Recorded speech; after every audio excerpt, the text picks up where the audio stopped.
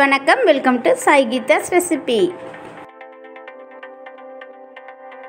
இன்றைக்கி நம்ம என்ன சமைக்க போகிறோம் அப்படின்னா, ஈஸியாகவும் டேஸ்டியாகவும் இருக்கக்கூடிய சட்னி வெரைட்டி தாங்க. இது டிஃபனுக்கு மட்டும் கிடையாது, ஒயிட் ரைஸ், கர்ட் ரைஸ், ரசசாதத்தோடையும் வச்சு சாப்பிடும்போது ரொம்பவே டேஸ்டியாக இருக்கும். வாங்க எப்படி செய்யுதுன்னு வீடியோக்குள்ளே போய் தெரிஞ்சுக்கலாம்.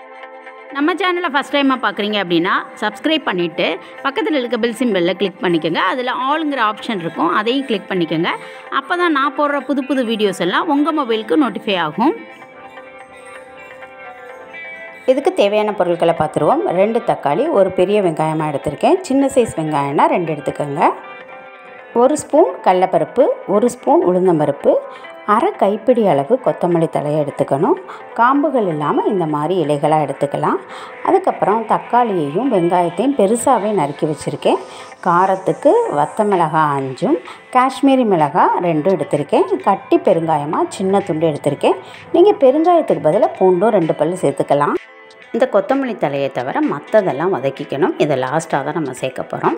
இதெல்லாம் நம்ம வதக்கிக்குவோம். ஃபஸ்ட்டு வதக்கிறதுக்கு கடாய் வச்சுருக்கேன். 1 ஸ்பூன் நல்லெண்ணெய் ஊற்றிருக்கேன். எண்ணெய் சுடிடுச்சு. கடலைப்பருப்பையும் உளுந்தம்பருப்பையும் போட்டு வறுத்த பிறகு கொஞ்சம் லைட்டாக கலர் சேஞ்ச் ஆன பிறகு மிளகாய் வத்தலையும் பெருங்காயத்தையும் போட்டணும்.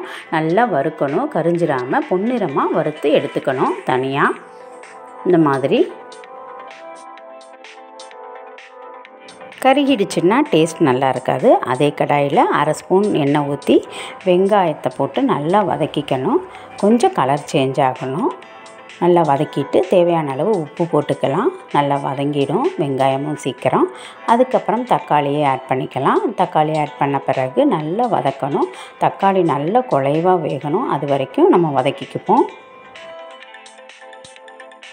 இந்த ஸ்டேஜில் வந்த பிறகு நம்ம ஸ்டவ் ஆஃப் பண்ணிவிடுவோம்.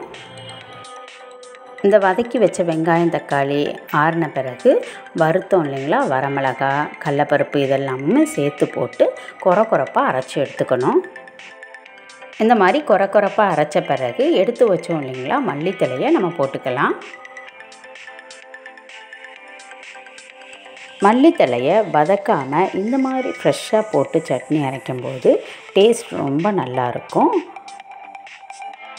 இந்த சட்னி கெட்டியாக தான் இருக்கணும். அதனால் அதிகம் தண்ணி சேர்க்க தேவையில்லை. தேவைப்பட்டால் 1 ஸ்பூன் 2 ஸ்பூன் தண்ணி சேர்த்தா போதும். ஏன்னா தக்காளியில் உள்ள தண்ணியே போதுமான அளவாக இருக்கும். சிலப்போ நல்லா அரைச்சிப்போம்.